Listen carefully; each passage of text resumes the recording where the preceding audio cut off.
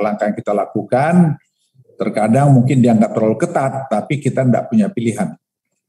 Presiden juga mengingatkan kami semua, para pembantunya agar melihat kota dan kabupaten tersebut secara lebih mendetail dan segera menurunkan tim di lapangan untuk segera melakukan intervensi di wilayah tersebut. Dan itu sudah kita lakukan minggu lalu dan sekarang kita lakukan lagi sesuai tadi perintah Presiden.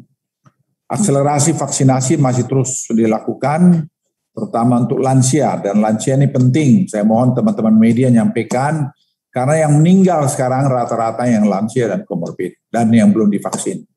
Jika ingin menurunkan level PPKM kepada lebih banyak kota dan kabupaten di wilayah Jawa dan Bali, tentunya akan memberikan tambahan kota dan kabupaten yang akan memenuhi persyaratan level 2 dan level 1 jika kondisi ini terus dijaga. Penurunan level di berbagai kabupaten kota di wilayah Jawa dan Bali memberikan dampak terhadap kenaikan indeks komposit mobilitas di atas baseline.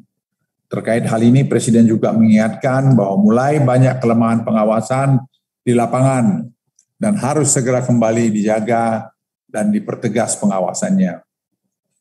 Karena kunci dari penyesuaian atau pelonggaran PPKM ialah manajemen pengawasan lapangan.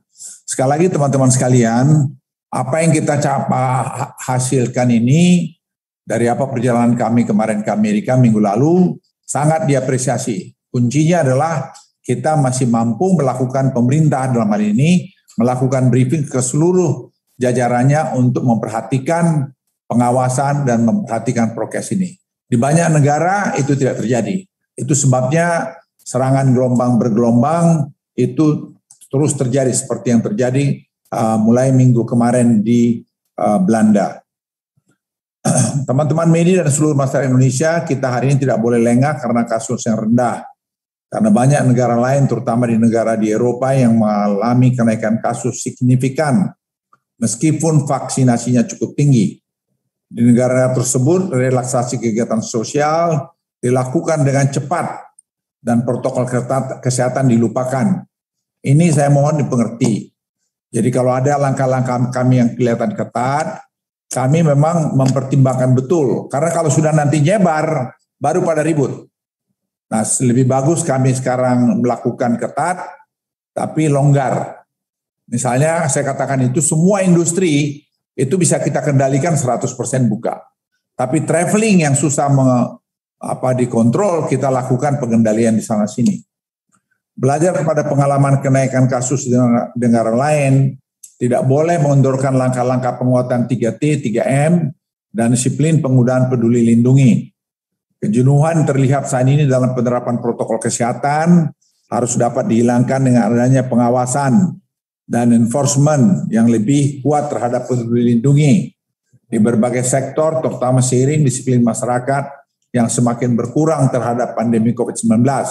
Karena kami ngirim tim juga, lihat misalnya ada klub malam di misalnya daerah Semarang atau di daerah beberapa tempat lain, itu buka sampai jam 2 pagi. Seperti ini kan berbahaya. Kembali saya ingin mengingatkan bahwa kita dapat menahan gelombang baru dengan terus mengendalikan jumlah kasus yang tambah per hari. Itu harus di bawah 2.700 kasus. Ini kita masih bersyukur hari ini rata-rata di bawah 1.000 dalam seminggu terakhir ini, tapi kita terus ke depan harus hati-hati. Ini semua terjadi karena penerapan protokol kesehatan yang ketat, 3M dan 3T yang tinggi. Dapat kami sampaikan juga bahwa Presiden kembali menekankan peduli lindungi menjadi salah satu alat untuk mengendalikan pandemi di tengah peningkatan mobilitas ini dan harus terus masif dipromosikan serta digunakan. Terkait hal tersebut disampaikan bahwa aplikasi ini telah digunakan sebanyak lebih dari 121 juta kali. Dibandingkan negara-negara di Eropa, Singapura, dan Malaysia, cakupan vaksin dosis 2 Indonesia masih relatif tertinggal. Namun relaksasi kegiatan dilakukan di Indonesia cukup banyak meskipun diimbangi dengan protokol kesehatan yang ketat dan 3M dan 3T yang tinggi. Dengan level kasus yang bisa kita pertahankan rendah, SDM yang kita miliki dapat diarahkan untuk mengejar pencapaian vaksinasi. Meskipun capaian vaksinasi Jawa Bali sudah di atas rata-rata nasional, capaian dosis 2 di Jawa Bali masih belum pada level yang aman, terutama untuk lansia. Teman-teman media dan seluruh masyarakat, Mengenai penyesuaian level yang dilakukan terhadap beberapa pelanggaran yang dilakukan oleh pihak pengelola tempat wisata dan restoran di dalam implementasi penggunaan Peduli Lindungi, kami melakukan identifikasi pada lapangan dan ditemukan hanya satu orang atau perwakilan dari kelompok yang diharuskan untuk melakukan scanning QR code agar kapasitas tempat wisata itu tidak cepat penuh. Ini perlu diwaspadai karena kita jangan membohongi diri kita sendiri. Kemudian bar dan klub malam masih beroperasi tanpa memperhatikan protokol kesehatan yang ada. Di beberapa bar diperbolehkan para pengunjung untuk mengambil gambar dan video, tidak boleh supaya jangan ketahuan begitu. Di Bali misalnya kelihatan banyak sekali. Dan ini saya mohon Pemda Bali juga tadi untuk perhatikan ini. Dan semua teman-teman media kita harus saling mengingatkan. Kami juga mengapresiasi pembukaan pusat kebugaran yang berada di asosiasi PPKI telah menerapkan protokol kesehatan yang ketat sesuai dengan kesepakatan yang termuat dalam SA Kemenparekraf. Kita harus akui di beberapa gym yang kita tinjau, mereka melakukan protokol kesehatan yang baik. Kemudian pengawasan lebih lanjut perlu dilakukan di setiap tempat transportasi dan masih terdapat beberapa rest area, tempat lain tidak memaksa pengunjung untuk melakukan scanning barcode Peduli Lindungi. Teman-teman media dan seluruh masyarakat Indonesia, peningkatan mobilitas diperkirakan terjadi pada libur Natal Tahun Baru. Berdasarkan hasil survei Balitbang Kemenhub untuk wilayah Jawa Bali yang diperkirakan melakukan perjalanan sekitar 19,9 juta, sedangkan Jabodetabek 4,45 juta. Peningkatan pergerakan penduduk ini tanpa pengaturan protokol kesehatan yang ketat akan meningkatkan risiko penyebaran kasus. Jadi apapun strategi yang kami lakukan, tetap kita itu di samping tadi vaksinasi, yang lain-lain, tapi membatasi pergerakan itu juga tetap kita buat di dalam beberapa tempat-tempat tertentu.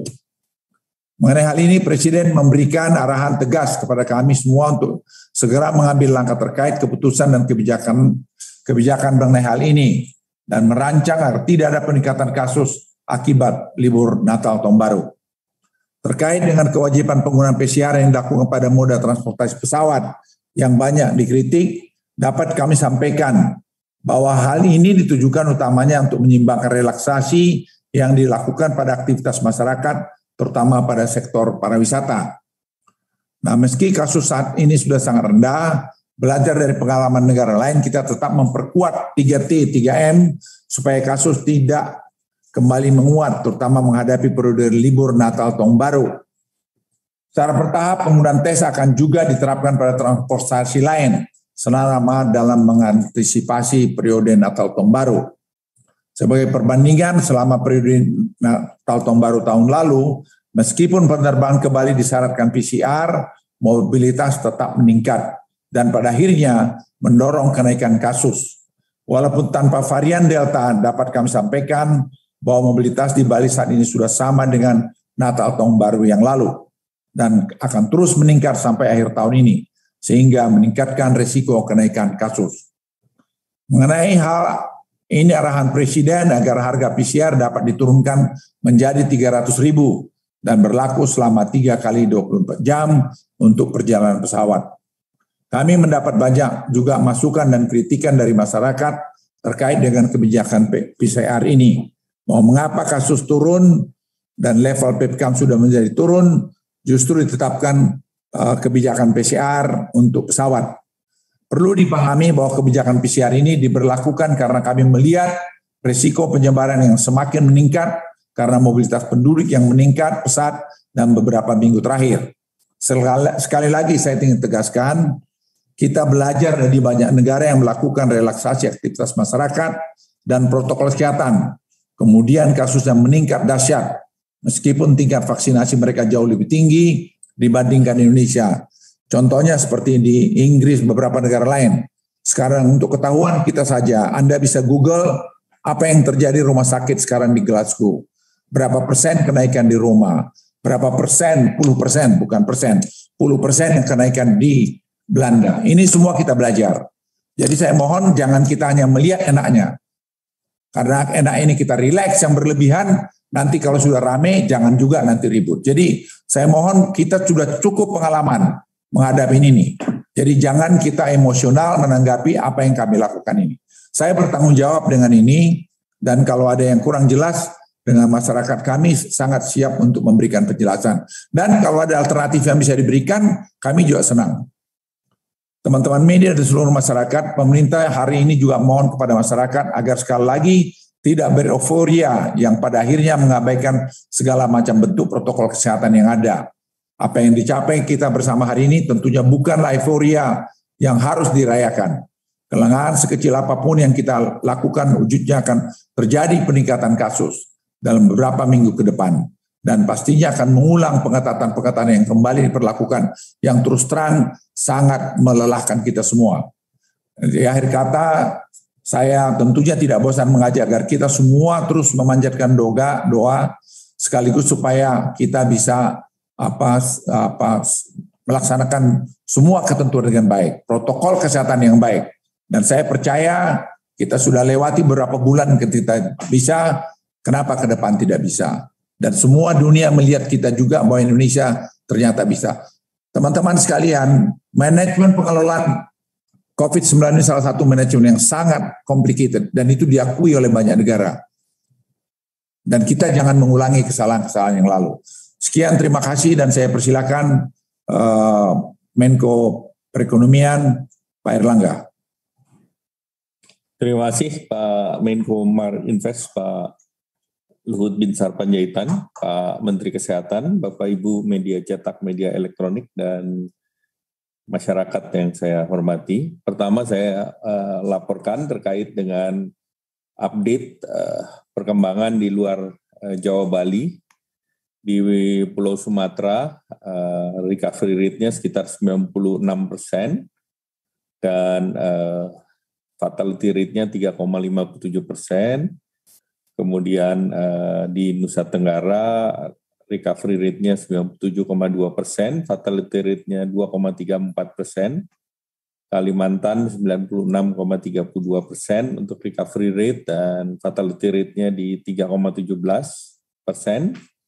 Dan Sulawesi recovery rate-nya di 96,87%, fatality rate-nya di 2,63%, dan Maluku Papua di 95,93%, dan fatality rate-nya di 1,76%. Dari seluruhnya kita lihat penurunan kasusnya sangat signifikan, antara 89 sampai dengan 97%.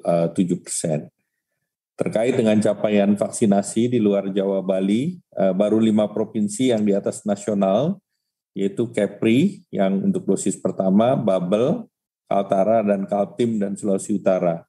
Sedangkan 22 provinsi lainnya masih di bawah nasional, dan ini arahannya untuk terus diakselerasi, dan Bapak Presiden memberi catatan khusus untuk Papua, Aceh, Sumatera Barat, dan Sulawesi Barat untuk terus ditingkatkan, karena mereka adalah salah satu yang terendah di level 24-33%.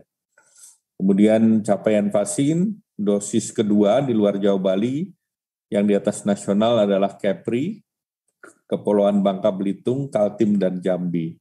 Sedangkan 23 provinsi lain capaiannya di bawah nasional, atau rata-rata di bawah 32,67%.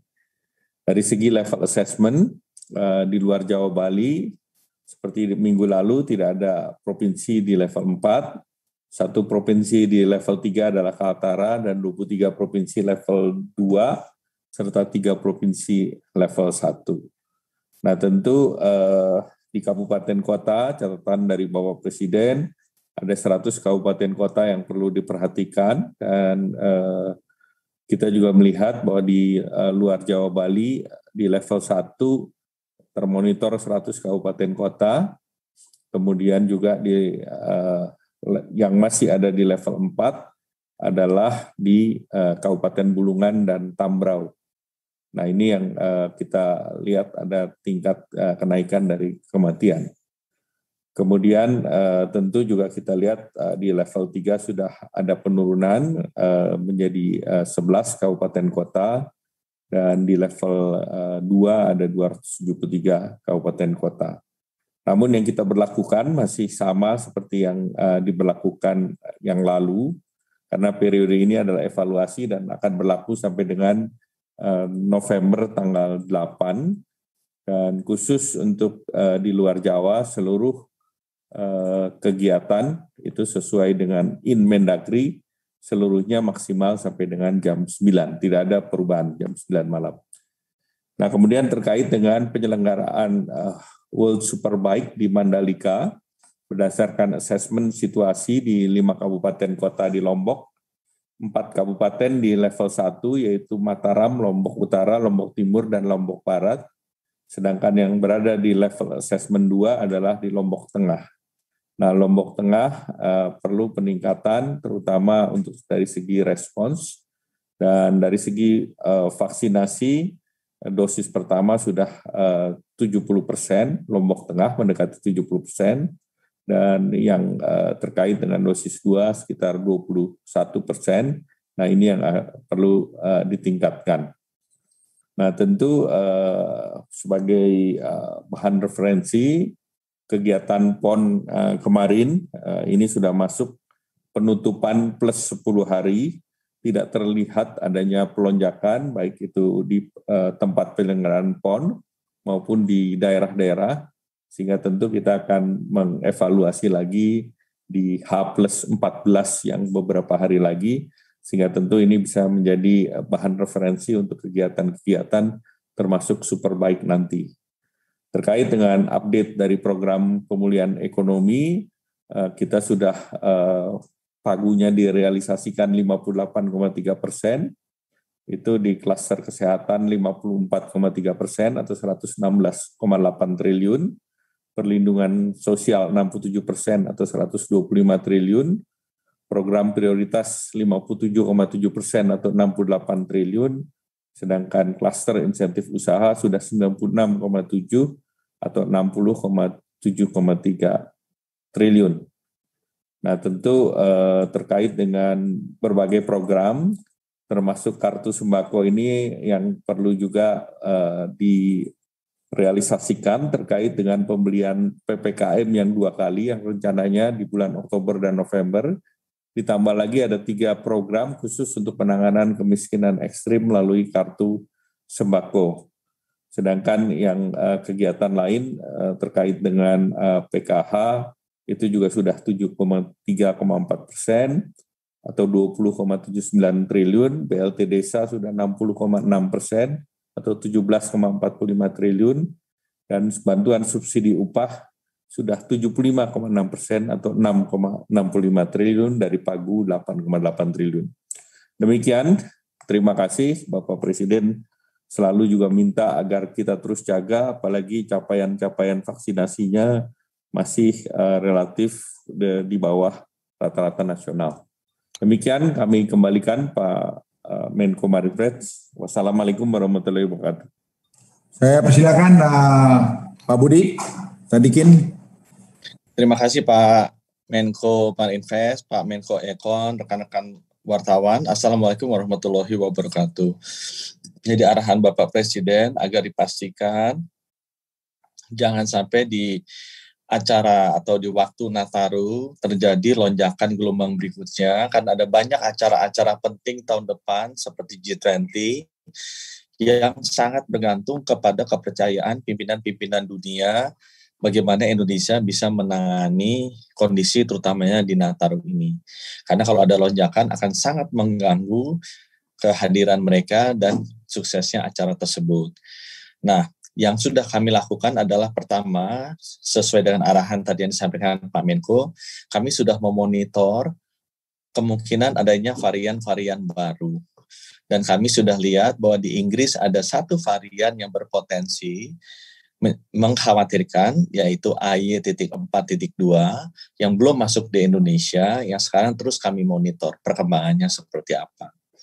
Ya, varian ini merupakan turunan dari varian Delta yang lumayan meningkatkan kasus konfirmasi yang ada di Inggris cukup lama, sejak bulan Juli sampai Oktober tahun ini, dan masih terus meningkat. Kemudian yang kedua, kita juga melihat bahwa beberapa negara di Eropa memang juga kasusnya meningkat terus seperti yang Pak Menko sampaikan tadi. Hal yang ketiga, kita juga memonitor seluruh kabupaten dan kota yang ada di Indonesia dalam kurun waktu 4 minggu terakhir. Karena kalau dibandingkan Juli memang semuanya turun, tapi kita sudah mengamati dalam 4 minggu terakhir ada 105 kabupaten kota di seluruh Indonesia yang tersebar di 30 provinsi yang kasusnya mulai menunjukkan peningkatan dalam 2 minggu terakhir. Memang angkanya masih tidak mengkhawatirkan dan masih berada di bawah benchmark batas amannya WHO, tapi kita mencoba mengantisipasi secara lebih dini agar jangan sampai euforia yang berlebihan membuat kita jadi lengah, tidak waspada, dan kenaikan kasus di 105 kabupaten kota ini kemudian menjadi tidak terkontrol karena kenaikan jadi sangat tinggi. Untuk itu apa yang perlu dilakukan? Yang pertama adalah dari sisi surveillance, kami akan memastikan bahwa semua kontak erat harus dilakukan testing. Karena disitulah risiko terbesar dari penyebaran. Selain kasus konfirmasi, seluruh kontak erat harus dilakukan testingnya. Jadi protokol 3T-nya harus dijalankan dengan sebaik-baiknya. Hal kedua juga strategi yang kami jalankan adalah kami memastikan bahwa vaksinasi dipercepat. Terutama untuk lansia, karena ini adalah orang-orang yang berisiko tinggi untuk masuk rumah sakit dan wafat kalau nanti ada lonjakan berikutnya yang kita harapkan tidak terjadi. Ya. Untuk masukan kepada teman-teman semua, sampai per pagi ini sudah ada 182 juta dosis yang disuntikan ke 113 manusia rakyat Indonesia atau 54% dari target populasi sebesar 208 juta dan sudah mendapatkan komplit 2 dosis adalah 68 juta orang atau sekitar 32%. Kami sudah melakukan simulasi dengan rate seperti ini yang sudah menembus suntikan harian 2,3 juta per hari. Lebih besar dari suntikan di Amerika Serikat, ya, suntikan kita, dan sempat dipuji Pak Menko Marinvest pada saat kedatangan kami ke Amerika.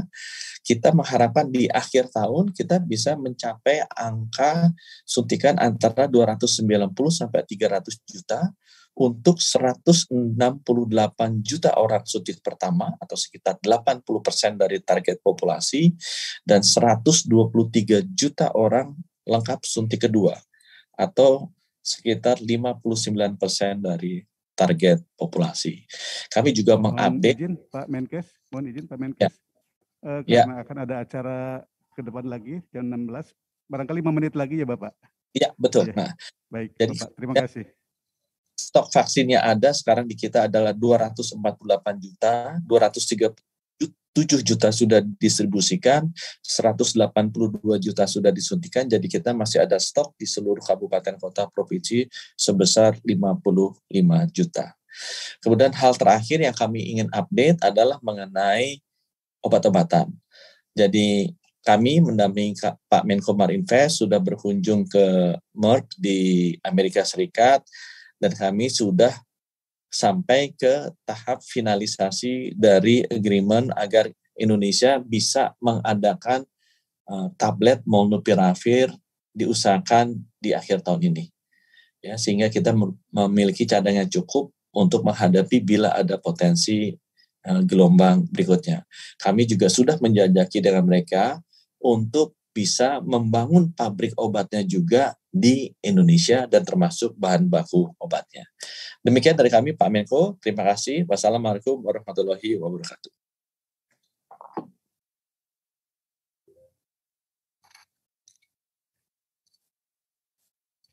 Baik, terima kasih Pak Menkes, Pak Menko dan Pak Untungannya dia. Menko Ya. Perekonomian. Baik Bapak, terima kasih. Tidak ada yang dipertanyakan oleh teman-teman media. Oke, terima kasih. Wassalamualaikum warahmatullahi wabarakatuh. Waalaikumsalam warahmatullahi wabarakatuh. Terima kasih Bapak. Tidak euforia yang berlebihan. Kita semuanya harus percepat proses vaksin.